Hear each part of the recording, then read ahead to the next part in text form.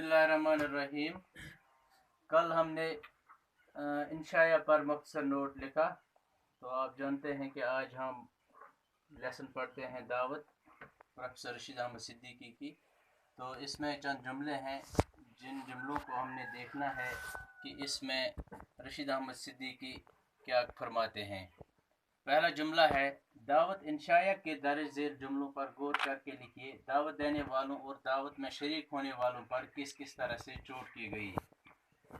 पहला है जुमला है, हमारे सामने भी इफ्तारी रख दी गई। अभी हम सब से मुश्किल से दो एक लुक़्मे फरोग किए होंगे कि एक हमला हुआ। चंद सुरमा हम पर टूट पड़े और जो कुछ सामने था उससे चट करके आगे बढ़ गए। ने ये देखना है कि इसमें इस दावत के बारे में क्या फरमाते हैं रशीद अहमद सिद्दीकी साहब। तो हम ये लिखेंगे कि इन जुमलों में रशीद अहमद सिद्दीकी ने दावत में शरीक होने वालों पर चोट करते हुए उस दावत का हाल बयान किया है जब रमज़ान के महीने में उनको एक दावत में जाने का मौका मिला तो इफ्तार के वक़्त इफ्तारी उनके सामने रख दी गई।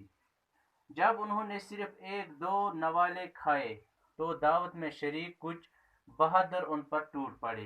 यानी जो हमने लिख पढ़ा ये सुरमा यानी बहादुर लोग उन पर टूट पड़े और जो कुछ उनके सामने खाने के लिए रखा गया था वो उससे खा गए जैसे वो जिंदगी भर के भूखे थे। जो कुछ सामने था उससे चट करके आगे बढ़ गए, यानी जो कुछ हमारे सामने था वो सब खा गए और जैसे वो जिंदगी भर के भूखे थे। और दूसरा जुमला है, तीसरी मुसीबत ये कि जो खाना पेश किया जा रहा था उसके दूसरे अजीज़ व अकारिब न मालूम कौन कौन और थे जिनकी अदम मौजूदगी में खाने को हाथ लगाना बड़ा गंवारपन होता। इन जुमलों में रशीद अहमद सिद्दीकी ने दावत देने वालों पर तनज़ करते हुए उस दावत का हाल लिखा है जिसमें पुरतकल्लुफ़ खानों का एहतमाम किया गया था।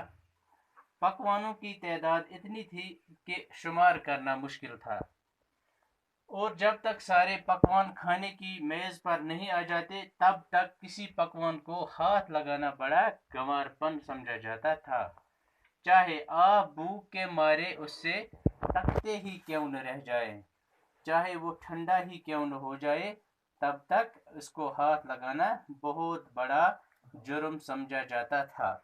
इन दो जुमलों में ये जो जुमले हमने पढ़े इसका तीसरा जुमला है तो इंशाल्लाह कल करेंगे और ये अल्फाज के जमा सूरतों का इस्तेमाल भी हम कल करेंगे।